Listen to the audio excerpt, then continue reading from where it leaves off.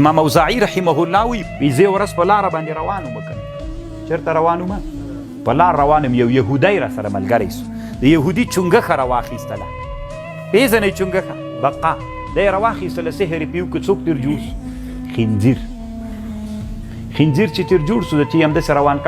کړی د نصرانیانو په یو کلي تېرېدلو بیروت کې امام اوزاعي وایي چې کلي ته ور ورسېدو کلي خلک را منډه کړله وایي د هغه ته یې ویلې د یهودي ته دا خنزیر په موږ نه خرڅوئ وایي پې خرڅ کړه روپۍ یې ترې راواخیستلې چې هغوی لږ ځان سره خنزیر بوته چې بېرته څوک سوه چونګښه سوله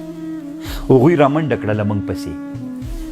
د نصرانیانو وایي چې راورسېدو دا یهودي وایي دا یهودي په ځان داسې یو سحر وکړه سر یې هلته پروت و دی هلته پروت هغوی چې ولیده چې اوس به مړی را باندې راواوړي بېرته وتښتېدل پیسو نه هم تېر سول وایي سر یې هلته پروت ده د یهودي سر امام اوزاعي وایي ما ته یې ویلې چې څه سول لاړل که نه سر یې داسې پروت ده بدن یې وجه کې دا سر ما ته نارې راولي چې څه سول لاړل که نه چې زه بېرته جوړ سم نو کله کله طالبانو دا په خیال کې جوړېدی سي که نه دغه کار دا دوی په خیال کې جوړ کی طالبانو دی له عالم د خیال نه عالم د محسوس ته راباسي خو دا تر یو څه زمانې بیا بېرته نور ورک سي